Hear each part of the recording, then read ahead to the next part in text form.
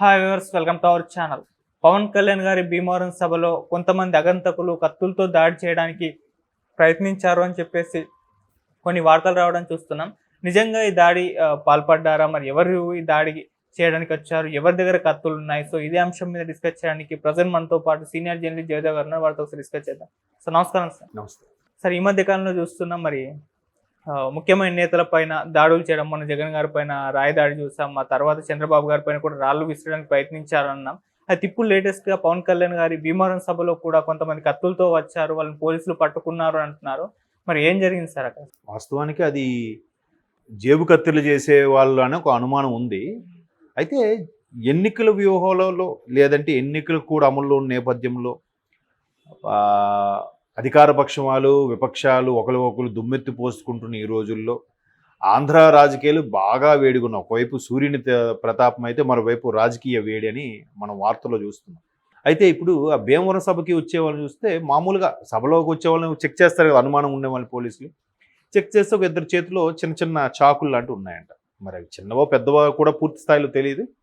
But అవి జేబులు కత్తిరించడానికి తెచ్చినవా, లేదంటే వాళ్ళ పర్సనల్ గ్రెడ్జ్తో పలానా సభకి వాడు పవన్ కళ్యాణ్ ఫ్యాన్ రా, వాడు వస్తాడు, ఆయన వస్తే అక్కడ కోసేద్దామో పొడిచేద్దామో అనుకుని వచ్చారా అనేది ఇంకా తెలియదు, దర్యాప్తు అయితే నడుస్తుంది. అయితే ఇప్పుడు మొన్న ముఖ్యమంత్రి జగన్మోహన్ రెడ్డి గారికి ఏదైతే చిన్న రాయి దాడి, గులక రాయి దాడి జరిగింది అనుకున్నారో, ఆ తర్వాత అంతకుముందు చంద్రబాబు గారి మీద కూడా రాళ్ళు దాడి జరిగింది. అంతకుముందు పవన్ కళ్యాణ్ గారి మీద కూడా వేల మధ్యలో బ్లేడ్లు పెట్టి ఆయనకి చెయ్యి ఇచ్చిలాగిచ్చి కోసే ప్రయత్నం చేశారని కూడా వాళ్ళే అభియోగం చేశారు. ఇట్లా రకరకాలుగా జరిగినప్పుడు కూడా ప్రభుత్వం నుంచి ఎటువంటి స్పందన రాలేదు. చిన్న బ్లేడ్తో కోస్తే చచ్చిపోతాడా, అదేంటది రాయితో కొడితే ప్రాణం పోద్దా, వాడేమైనా పెట్టా పక్ష అన్న మంత్రులు కూడా ఉన్నారు. బట్ ఇక్కడ ఈయన ముఖ్యమంత్రి గారు తగిలేసరికి మాత్రం అది పెద్ద బూచిలాగా భూతద్దంలో చూపిస్తున్నారు. ఇటువంటి పరిస్థితుల నేపథ్యంలో ఒకరికొకరు దుమ్మెత్తి పోసుకోవడం సహజం. అయితే పవన్ కళ్యాణ్ గారు అనే వ్యక్తి మీద చాలా వరకు ఏదో ఒకటి చెయ్యాలని, ఆయన ఎలాగైనా ఓడించాలని రకరకాలుగా వార్తలు వినిపిస్తున్న నేపథ్యంలో ఎక్కడ ఏది చిన్న జరిగినా కూడా అనుమానానికి దావిస్తుంది. అయితే పోలీసులు కూడా దర్యాప్తు చేస్తున్నారంటున్నారు. మరి ఆ పోలీసులకు కూడా ప్రభుత్వం దర్యాప్తు చేయొద్దని చెప్తుందో లేదా నిజంగా చేయమని చెప్తుందో అనేది చూడాలి, తెలియదు. అయితే పోలీసుల దర్యాప్తులో వాళ్ళిద్దరూ కూడా ఒకరికొకరు అనుకోని వచ్చిన వ్యక్తులు కాదు, వేరువేరు ప్రాంతాల వాళ్ళు. వారిని ఎందుకు క్యారీ చేస్తున్నారు అనేది మాత్రం ఇంకా క్లారిటీ లేదు, కత్తులను క్యారీ చేయడం అనేది. సో దీని మీద ఒకవైపు రాజకీయ వేడి బాగా రుద్దబడుతుంది, బాగా ప్రజల మీద కూడా రుద్దుతున్నారు రకరకాల వ్యూహరచనలతో. కోడికత్తి లాంటి డ్రామాలు, గులకరాయి లాంటి డ్రామాలో వాస్తవాలో తెలియదు కానీ, ఎందుకంటే దీని పూర్తిగా డ్రామాలు, కోడికత్తి మాత్రం డ్రామా అని పూర్తిగా. ఎందుకంటే మొన్న కోడికత్తి తల్లి సోదరుడు ఆవేదన చూసిన తర్వాత నిజమే కదా అనిపించింది. సో ఇటువంటి డ్రామాలు స్క్రిప్ట్లు నడుస్తున్న నేపథ్యంలో ఇప్పుడు వీళ్ళేమంటారు, వాళ్ళనే మనుషులు పెట్టి అలాగ మా మీద అభియోగం మోపే వాళ్ళ ఉందని చెప్పి రెడీగా వైసీపీ వాళ్ళు రేపు అదే స్టేట్మెంట్ ఇస్తారు. వీళ్ళేమంటారు, ఎక్కడ పవన్ కళ్యాణ్ కలబడినా ఇప్పుడు ఒకసారి అమలాపురంలో కూడా ఎక్కడో చెప్పులు విసరాలను కూడా చూశారంట. దానికి అప్పుడులో మీడియాలో అమలాపురం నాకు గుర్తులేదు, బట్ ఈస్ట్ వెస్ట్ గోదావరి డిస్ట్రిక్ట్సే. దానికి గబ్బర్ సింగ్ సినిమాలో ఏదైతే మంత్రి మీద చెప్పులు విసరాలనుకున్నప్పుడు పోలీసులు దాన్ని ప్రతిఘటించి ఆపుతారు ఆ సినిమాలో. సో ఇక్కడ కూడా అలాగే ప్లాన్ చేస్తే జన సైనికులు ఆపారంట. దాని అప్పట్లో ట్రోల్స్ కూడా అయ్యేవి చాలా వరకు. సో అట్లాగా వీళ్ళు వాళ్ళ పని అని వీళ్ళు అభియోగం లేదు, వీళ్ళే హైప్ కోసం చేసుకున్నారని వైసీపీ శ్రేణులు వాళ్ళు అంటున్నారు. ఏది ఏమైనా మనుషుల ప్రాణాలతో ఆడుకోవడంత వరకు బాగానే ఉంటుంది. మనుషుల ప్రాణాలతో ఆడుకోవడం అనేది కరెక్ట్ కాదు. ఒక విధంగా వీళ్ళు అంత హైప్ అయితే ఇప్పటికీ నానా హడావిడి చేసేవారుగా. కత్తి తెచ్చాడు, కత్తి వల్ల ఆల్రెడీ గీరుకుపోయింది, వాడి పని ఏమని చెప్పి వీళ్ళు హైలైట్ చేసేవారుగా, చేయలేదుగా. మరి అంతకుముందు రాళ్ళు ఇచ్చినప్పుడు కూడా, రాళ్ళు దెబ్బలు తగిలినప్పుడు కూడా ఏం అనలేదుగా. అంతకుముందు కందుకూరులోనో గుంటూరులోనో చంద్రబాబు గారు సభ అయినప్పుడు కూడా తొక్కిసలాట్లో కూడా చనిపోయారని కావాలనే తొక్కిసలాట్లా క్రియేట్ చేసి చంపేశారు చంద్రబాబు గారి క్రేజ్ కోసమే, చంద్రబాబు ఊరికే మనుషులు ప్రాణాలతో చెలగాట మాడుతున్నారని కూడా విమర్శించారు మంత్రులు.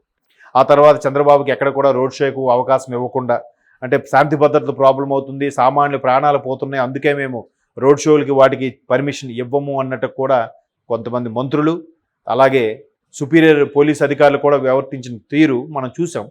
దానికి ప్రతిగా లోకేష్ గారు కూడా రెడ్ డైరీ పట్టుకొని తిరుగుతున్నారు. రెడ్ డైరీలో వాళ్ళ పేర్లన్నీ పొందుపరచబడ్డాయి, ఎవరెవరు ఎలా విరుద్ధంగా ప్రవర్తించారు అని. సో రాజకీయాల్లో ఎన్నికల క్యాన్వాసింగ్లో చాలా జాగ్రత్తగా ఉండాలి, అప్రమత్తంగా ఉండాలి. ఏ చిన్నది ఇదైనా ప్రాబ్లం అవుతుంది. ఇప్పుడు నిన్న మొన్న తెనాల్లో సభ పెట్టినప్పుడు కూడా బోర్ను వర్షం పడింది. వర్షం పడినా కూడా పవన్ కళ్యాణ్ గారు కానీ, నాదెండ్ల మనోహర్ గారు కానీ సభలో మాట్లాడారు. అలా వర్షం పడినప్పుడు మాట్లాడితే ఈ సీజన్ కాని సీజన్ పడే వర్షం వల్ల కొన్ని రకాల జ్వరాలు వస్తాయి. అది కొద్దిగా ఇబ్బందికర పరిస్థితులే.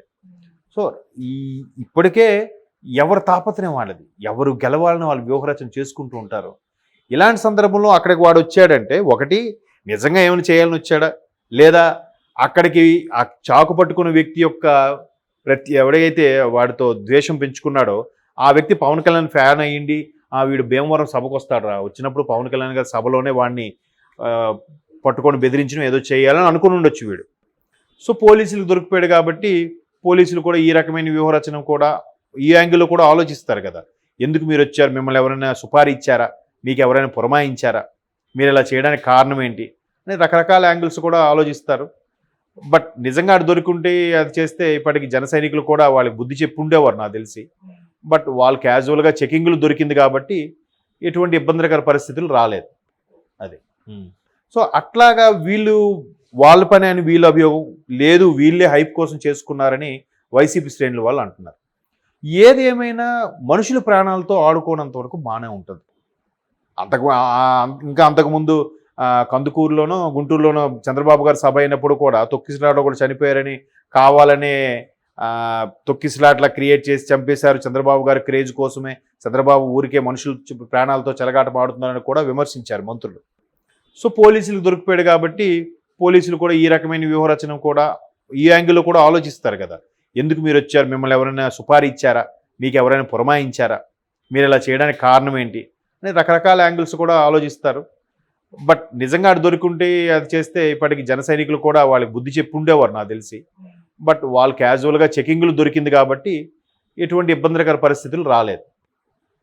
ఇటువంటి పరిస్థితుల నేపథ్యంలో ఒకరికొకరు దుమ్మెత్తి పోసుకోవడం సహజం. అయితే పవన్ కళ్యాణ్ గారు అనే వ్యక్తి మీద చాలా వరకు ఏదో ఒకటి చెయ్యాలని, ఆయన ఎలాగైనా ఓడించాలని రకరకాలుగా వార్తలు వినిపిస్తున్న నేపథ్యంలో ఎక్కడ ఏది చిన్న జరిగినా కూడా అనుమానానికి దావిస్తుంది. అయితే పోలీసులు కూడా దర్యాప్తు చేస్తున్నారంటున్నారు. మరి ఆ పోలీసులకు కూడా ప్రభుత్వం దర్యాప్తు చేయొద్దని చెప్తుందో లేదా నిజంగా చేయమని చెప్తుందో అనేది చూడాలి, తెలియదు. అయితే పోలీసుల దర్యాప్తులో వాళ్ళిద్దరూ కూడా ఒకరికొకరు అనుకోని వచ్చిన వ్యక్తులు కాదు, వేరువేరు ప్రాంతాల వాళ్ళు. వారిని ఎందుకు క్యారీ చేస్తున్నారు అనేది మాత్రం ఇంకా క్లారిటీ లేదు, కత్తులను క్యారీ చేయడం అనేది. సో దీని మీద ఒకవైపు రాజకీయ వేడి బాగా రుద్దబడుతుంది, బాగా ప్రజల మీద కూడా రుద్దుతున్నారు రకరకాల వ్యూహరచనలతో. కోడికత్తి లాంటి డ్రామాలు, గులకరాయి లాంటి డ్రామాలో వాస్తవాలో తెలియదు కానీ. Thank you so much sir. Thank you.